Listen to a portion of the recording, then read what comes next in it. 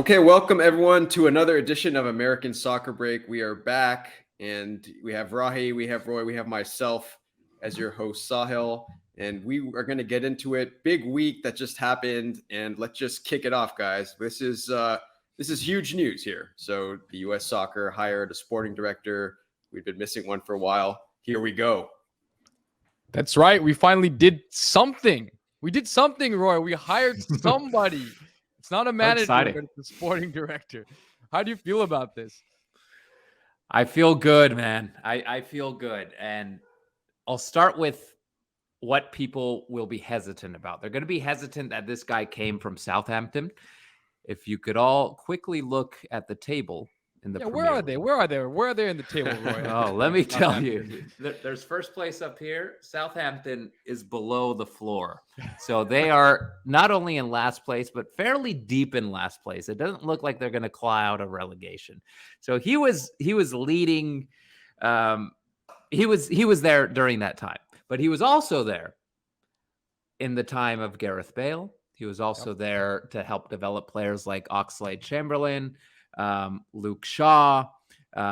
He developed the famous Southampton playbook, which they have the same style of play from very basic youth levels all the way to the first team. And that's a world-renowned program that he has going on. It's not bearing fruit right now. They have a lot of injuries. They have a lot of things going wrong. But they have a good system in place from youth to first team, and that's what he was in charge of. He's not the coach. He's not a player. He's the guy that built that, and that has been very, very successful. So I'm effing pumped right now. Not gonna lie. By the way, he's not American. Mm-hmm. He's not American. If you didn't figure that out, he's British. He also was in part of the English youth setup for a while. Yeah. So I'm excited because it's not an American. It's not someone from that same fraternity of players that all grew up around the same time, ex-players, their brothers, their wives, their mothers, their daughters, their sons, whatever it's always been. It's a little different, right? Which is exciting. But the truth is we have no idea, right? He famously was part of something called the English DNA, like something they came up with of like how the youth teams will play. We don't know what role he played. I keep going back to the last time I was excited about a hire like this was Jurgen Klinsmann. Because I was excited at that time. Sure. And at the time, we were going outside the federation. We were going for someone different with a different perspective. And let's be honest, that was a pretty big disaster. And a lot of it is because we didn't know what he actually was doing on a day-to-day basis. We realized that, hey, Yogi Löw was the one doing all the tactics. He was just the rah-rah guy, sort of inspiring the team. And that's why Germany did so well in that World Cup. But now we're looking at all we can do is be excited. I think it's interesting. He's got a different perspective. It's just good to have someone in there that's not from this fraternity of U.S. soccer. Yeah, so before moving on, I just want to touch on that point real briefly. So do we think that bringing in someone, who's not in that U.S. fraternity, do we think that they bring a fresh perspective? I mean, we're not bringing in the sporting director of Manchester United, bad example, Man City, coming in. So I guess, I don't know, how important is this? This is massive. Let me tell you why. It's not just his roles with Southampton and building the DNA they have there. It's his work with the English Soccer Federation, football, whatever. I don't care. So he got to see World Cup titles for the U17s, the U20s. So he has been successful with national teams at a very high level. That's something nobody in the U.S. Soccer Federation has under their belt. Success. They haven't seen a World Cup title. They haven't seen a World Cup semi. They haven't built this identity. We're bringing a guy who has done all of those things at a very high level, and that's freaking exciting. And we need to shake this damn federation up. It's always these friends of friends, like Rocky said. And what does that lead to? Complacency. Protecting each other's jobs. That is a huge problem. So when we're failing, we got a bunch of buddies here saying, oh no, we got to protect their jobs. Let's pretend things are going better than they are. That's the mentality. No one wants to get fired. No one wants their friends fired. Now we got a guy who is completely detached from all of this, who has experience, who has expertise, and he's going to change things up. No, you're absolutely right, Roy. And I think, look, for those of you out there who aren't aware, Roy and I both worked in soccer for many years. We have seen this inside and out in terms of interfaced with the U.S. soccer personnel. We've interfaced with the executives there. So I completely agree. Give them all the credit to them for what they do. I think a fresh perspective is very useful. So kind of on that note, the main question we all want to know is, well, can this guy take us to the next level, Rahi? What do you think about this? Well, the question is, what tools does he have? And how much freedom is he going to have? So you can talk all you want about he has a different perspective, a different background, but is he going to have the resources? If he wants to go out and hire Jose Mourinho or a coach that's very expensive, is he going to have the money to be able to go and offer that guy to take this big job? I'm not sure, right? Is he going to have to answer to people in US soccer that have had influence before? Is he going to have to take the phone call of the new Claudio Reyna, whoever that is, every time he calls? We don't know the freedom he's going to have to work and the room he's going to have to operate. So the simple answer is, if he's given that freedom, looking at his resume, and like I said, I don't know what he did on a day-to-day basis, but looking at his resume, I think he has the tools in his arsenal to take the U.S. men's national team to the next level and to maintain a high level for the U.S. women's national team. So I think he can do it, but I don't know what's going to be given to him, right? Is he going to be able to change the youth structure? Though he's not, I mean, these are all questions, right? And I don't know what the answer is. And that's the problem. That's why I'm unclear at this moment. But individually, I think he can do it. Yes. His role will be a lot narrower than Ernie Stewart's, which is our past sporting director. At around the same time they started interviewing, they posted a job. U.S. Soccer Federation posted a chief soccer growth officer who's going to oversee the game at the amateur and the youth levels. For me, in terms of long-term success for the national team, that's number one. It's figuring out this shit show that we have in the U.S. where we can't identify talent at the lower levels. We don't have the right systems in place to create that path to pro. Right now, it's business. It's a complete business from U4 all the way to U12. And then finally, the MLS academies come in, but it's too late.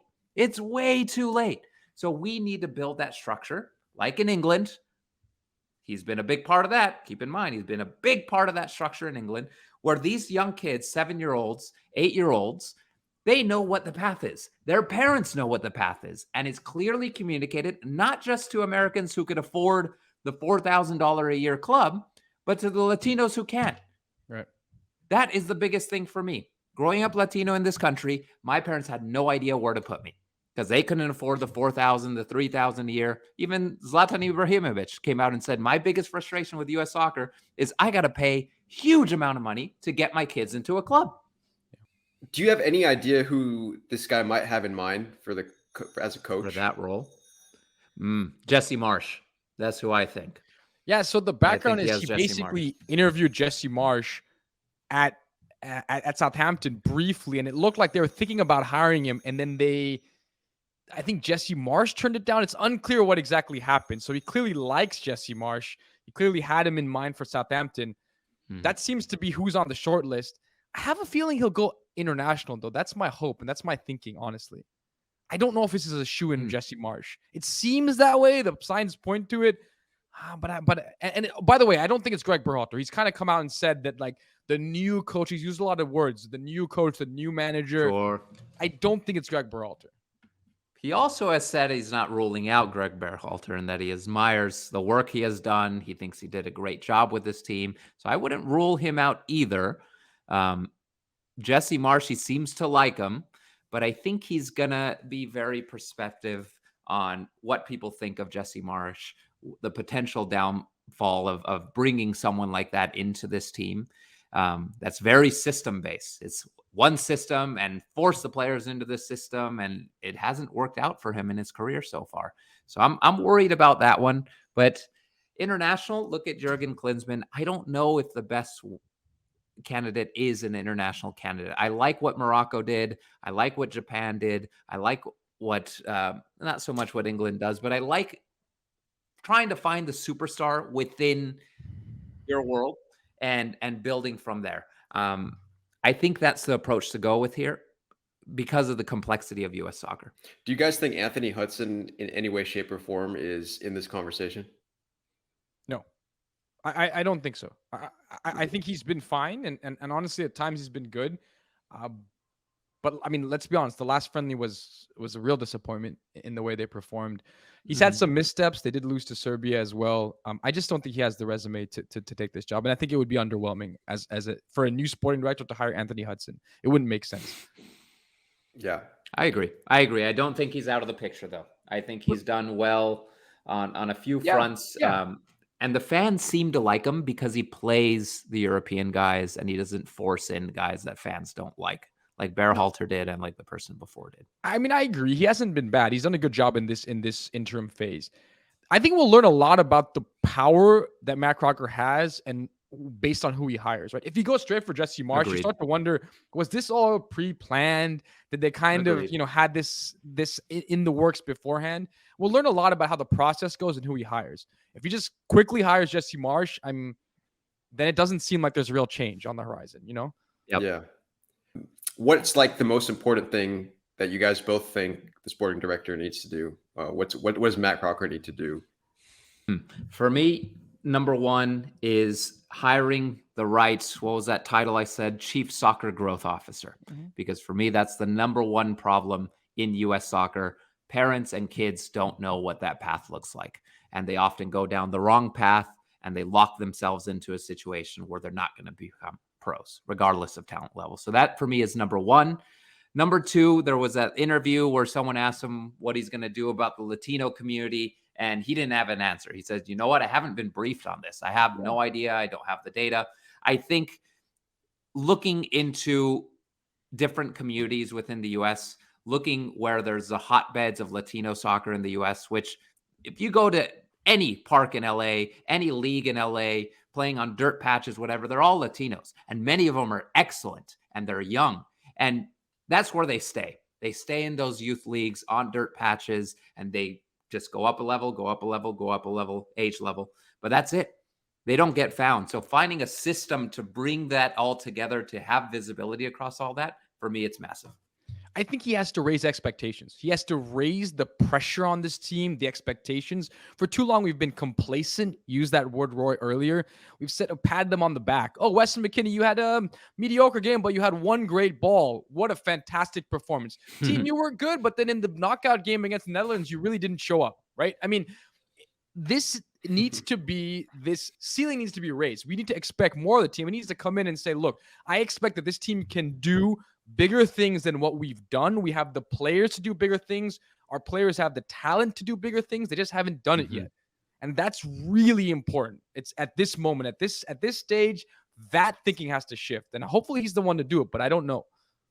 Yeah, well, I guess we're about to find out. Regardless, I think it's exciting that we made this hire. And I think just like everything else, we're going to watch and with hope the team gets better. And I think for the women, for like you said, it's about maintaining their strong position from that perspective. So, So look, I think we'll finish there. I think, we'll look to see what he does next and a lot of kind of exciting stuff on the horizon.